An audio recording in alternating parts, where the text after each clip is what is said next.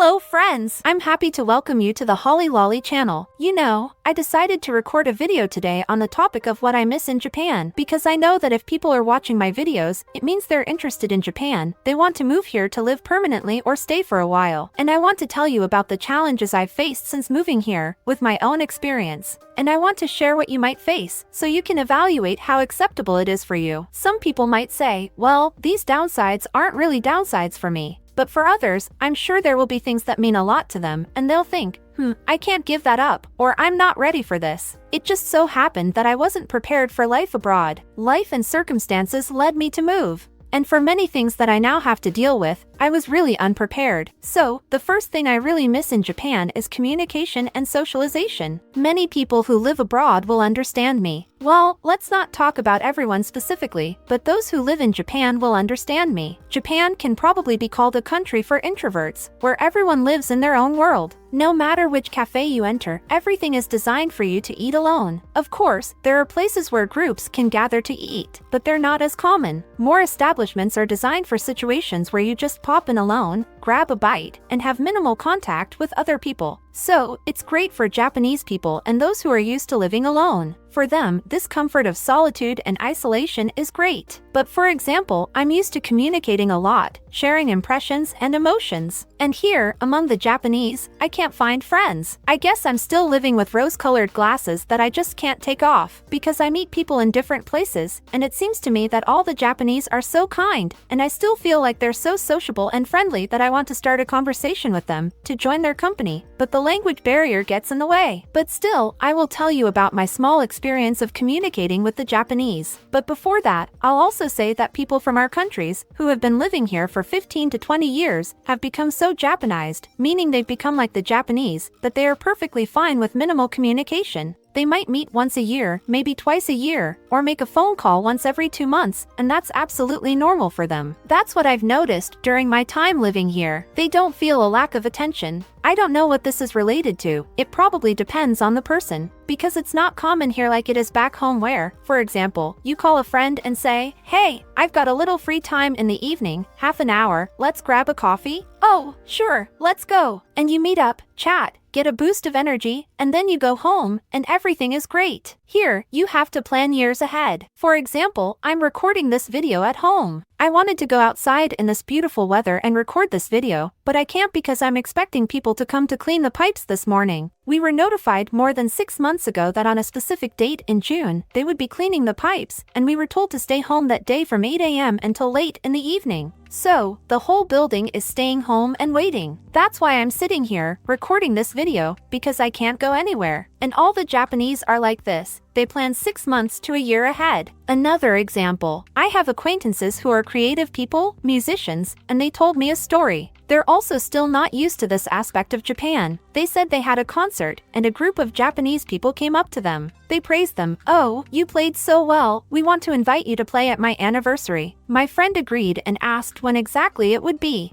His band performed in September, and they were invited for February. And he said, wow, that's in 6 months? The Japanese started laughing. No, not in 6 months, in a year and a half. My friend was very surprised. But the Japanese seriously asked the musicians to note in their diaries that they would be playing at their event in a year and a half in February. So it was even funny to them that my friend could think they were invited to an event in 6 months. Everyone already has everything planned 6 months ahead. So it's really difficult to meet people here and communicate. You have to wait, live strictly according to the schedule and plan. Now, about my communication with the Japanese. Here's a memory from my life in Japan. This was in the first months when we arrived in Japan. My daughter went to a Japanese kindergarten, and one of the mothers, a very active Japanese mom who doesn't speak a word of English, told me through a translator, I want to be friends with you. We were like, great, we want to be friends too. The difficulty was that she is a very nice person in text, very communicative, but in person, she seems to be afraid to look you in the eye. It's easier for her to write you a message than to even try to chat in person, using talkie for example. She has never even tried. I want live communication. I want to see the emotions on a person's face. But when I tried to start a conversation, she would go to someone else. It's like she avoids me, but at the same time, she writes in the messenger that she wants to communicate. One day, she invited us to a picnic, They were having a picnic on the rooftop of some building. It's a special place for such activities, not just a random building where we decided to barbecue on the roof. And they invited us, saying that there would be many of their friends, Japanese people. And you know, I had very mixed feelings after that meeting because on the one hand, yes, I had a great time. I was really happy because there were so many people. I met new people. I thought it was all sincere and mutual. But then came disappointment. Why is that? Because when we arrived, everyone started looking at us. We arrived during the pandemic, and everyone was looking at us like, oh, foreigners. Some asked to touch my hair. I was like, okay, sure. They examined us. They were interested in our lives using a translator. Some spoke English. So we communicated. And I really enjoyed the fact that there were so many people around, and we could talk somehow. But there were strange moments that, as people living here say, generally happen to many and are considered normal for the Japanese. They started admiring us, saying how great we were, how great it was to spend time with us, that they wanted to hang out with us more and more, and they told us that they had been organizing such picnics for several years. Once a month, they pick a Sunday, and everyone knows they're going to have this meeting, so no one plans anything else for that day. The men, in turn, invited my husband, saying, we go to some bars every Friday. 2, we hang out. We socialize. It's great. Will you come with us? My husband was like, yeah, great. I want to go. And so they made plans, and my husband was promised that they would definitely write to him and take him with them. We were told that we would be invited once a month and that we should definitely come. And you know, we even exchanged contact information. Now, there are question marks in my mind. Why is that? Why exchange contact information if you don't intend to write to the person in the first place? So, we exchanged contacts. I came home inspired, and I decided to write a thank you message to every participant and share the feelings I experienced. Thank you, you're such cool guys. It's really tough when you're trying to adapt to a new country, and I wanted to express my huge arigato to those who gathered. I think there were about 40 people, well, over 30, I don't remember exactly. I sent a message to each of them. Of course, I adjusted the content depending on the situation. Some I interacted with more, others less. But the messages were more or less similar. And you know, only one person from the entire group replied to me, saying, thank you too. That's it. Others, some blocked me right away. Others just didn't respond, ignored me. And as you probably already guessed, no one invited my husband or us anywhere else. Can I say we behaved inappropriately? No, I can't say that, because we tried to be as polite as possible. The kids played with each other, and we knew we had to bring small gifts for the kids to exchange among themselves. So, we thought we followed all the traditions. Later, I sat down and wondered why we were treated this way. I felt so hurt. I kept thinking, what did I do wrong? Why? Why did some people even block me and not want to continue communicating? I started asking people who live here, and they said it's normal. It's also normal that when kids, for example, are in a group or kindergarten, the mothers here are very polite. They interact a lot, smile at each other, etc. Then, when the kids stop going to kindergarten and move on to school, the mothers might not even greet each other. They say it's normal. The Japanese are used to this. They might actively invite you to gatherings not because they genuinely want you to come, but because it's customary. Among the Japanese, it's customary to express sympathy, like, you're so great, let's hang out more. But it doesn't oblige anyone to meet up later. And you know, for me, it was a shock. I probably should have mentally prepared for this earlier, because I felt like I completely opened up to them, bared my soul, and sincerely tried to connect. But it turns out they didn't really perceive me.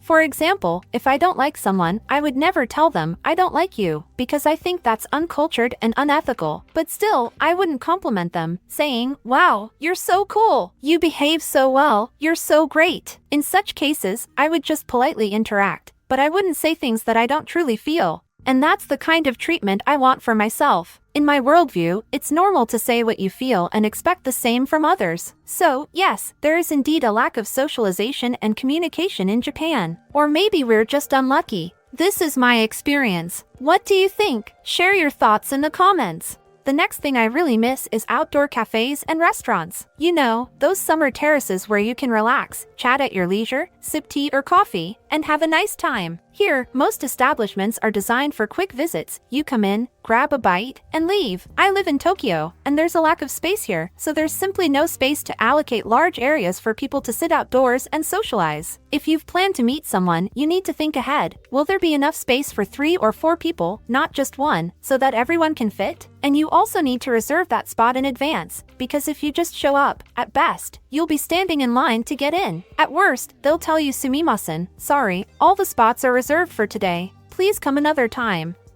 And perhaps one of the major things worth mentioning is that I really miss having large, spacious apartments in Japan. It's hard to reconcile this with how we're used to living. For example, I work from home, which means I spend most of my day there. It's a place that should be cozy, comfortable, and somewhere you can unwind. Here, the walls are extremely thin, and there are no doors. No matter how quietly you try to go about your business at night without waking anyone, the doors still end up making a loud bang at the end, even when you're holding them carefully. The walls here are practically non-existent. They're so thin. If someone sneezes in one corner of the apartment, the person in the opposite corner will definitely say, "Bless you," because there's no sound insulation. Everyone hears everyone else, and it's mentally exhausting. It's hard for me. There are 5 of us living in the apartment, and we constantly disturb each other. I disturb others, and they disturb me. And of course, I miss the kind of apartments we're used to. Many people back home complain, "Oh, the neighbors are doing renovations." Believe me, Japanese walls are much thinner. Here, people don't really do renovations. Even if you need to hammer a nail, you have to get permission first. You can't just do renovations whenever you want in Japan. Everyone here tries their best to be quiet and maintain peace, but it's still very challenging for you as well. For example, I love singing, and back home, I could walk around my apartment singing during the day. Here, I hold back because I'm constantly telling my kids, "Shoo, quiet, no running, no loud talking, whisper only because the neighbors can hear." This mental strain really gets to you, and there's a catastrophic shortage of large, spacious apartments here. Another thing I miss in Japan, particularly in winter, is proper heating. Winters here aren't as harsh as back home, but still, there's a lack of heating. We never turn off the air conditioners in the winter. We use them for heating because it gets unbearably cold and uncomfortable. The thin walls, the same thin windows, the doors, everything makes it cold in every room. Even when you, run to the bathroom or the toilet, you can't comfortably undress because it's so cold. You set up a space heater, but even that doesn't always help. Next is a small, but noticeable difference. I often find myself missing park benches in Japan. Tokyo is the most densely populated city in the world, and every square meter is highly valued. I guess in Japan, or at least in Tokyo, benches are considered an inefficient use of space. They do exist, but there are very few. Every time I try to record a video outside, it's challenging to find a spot to set up my tripod because I know I'll be in the way. People walk by in large numbers, and there I am, setting up my tripod. So I want to find a bench, sit down, and record my video calmly. But the nearest bench is about a 20-minute walk away, if not 30. And even then, it'll be a narrow path between the roads with just a few benches, which will likely already be occupied by elderly people, and you walked all that way for nothing. You think, well, not today, and leave. Or maybe you want to spend time outdoors with your kids. Here, people bring blankets, lay them on the ground, and find a corner to relax. The Japanese can have a mini picnic under a tree in the yard. But when you're walking somewhere or heading home, there's nowhere to sit down, take a break, or just look up at the sky. By the way, I love looking at the sky. Personally, I find the lack of benches to be a problem. I don't know about others, but I wanted to share this too. Another thing I really miss in Japan is regular trash bins. I was raised never to throw any trash, no wrapper, no shell either at home or outside. I know that keeping things clean requires a lot of effort, and you can't just toss trash anywhere. I always carried my trash to a bin and never threw it away randomly, but here, it's difficult. Of course, I don't litter here either, don't get me wrong. It's just that I really miss having trash bins because situations vary. For example, you clean your shoes with a wet wipe, and to throw it away, you have to find a little bag, pack the wipe into it, and carry it until you get home to throw it in your trash bin. And those with small kids will understand me. Kids are always getting dirty, you clean them up, or they eat something and don't finish, leaving you with half-eaten food that you need to dispose of. Yes, you can go to a konbini where there are usually trash bins, but every time, I feel like I'm committing a crime by sneaking my trash into a konbini and throwing it away there. If there were trash bins on the streets, I would take my trash there and dispose of it. Instead, you end up carrying trash in your backpack for half a day, where it turns into a disgusting mess. Then, when you get home, you still have to sort it before throwing it in your trash bin. Yes, sorting trash is the right thing to do, but I think there should be trash bins. I sort my trash, so it would be nice if I didn't have to hunt for a place to throw it away. And disposing of trash here isn't easy either, because different types of trash are collected on different days. Sorting trash here is tough, so you often have to endure unpleasant odors. The streets are impeccably clean, with perfect air, but at home, you have to buy deodorizers to prevent the smell of trash from spreading. You end up waiting for the red letter day when you can finally take out and dispose of your trash.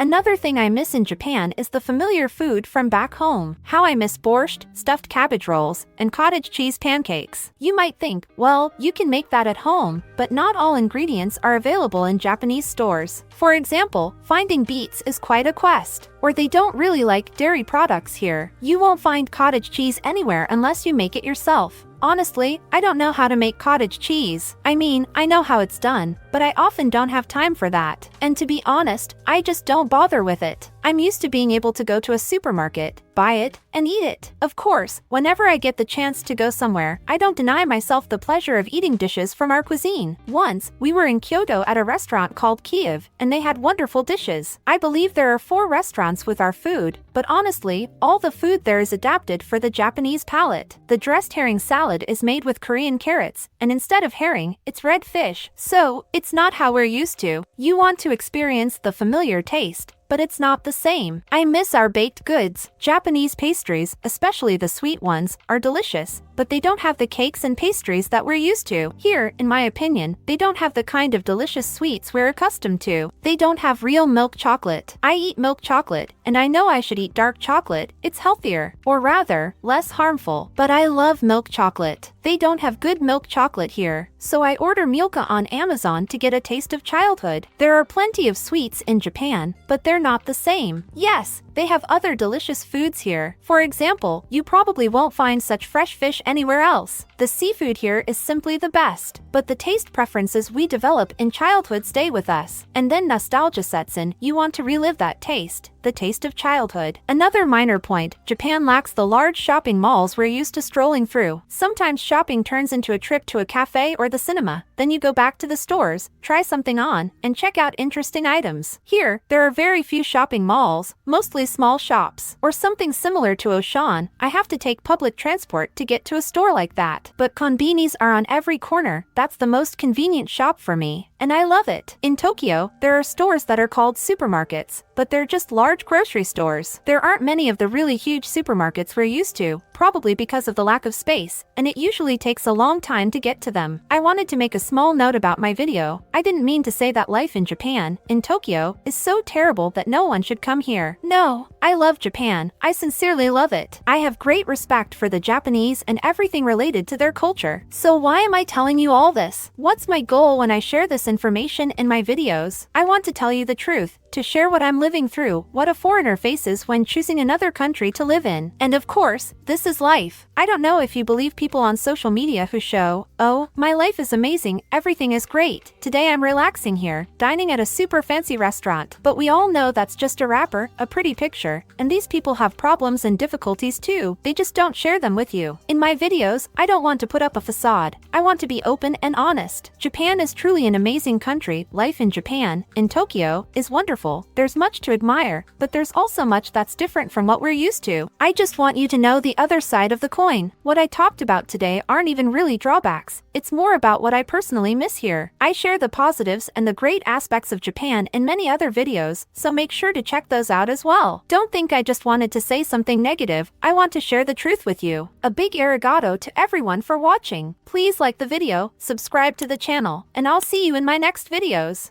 Bye bye!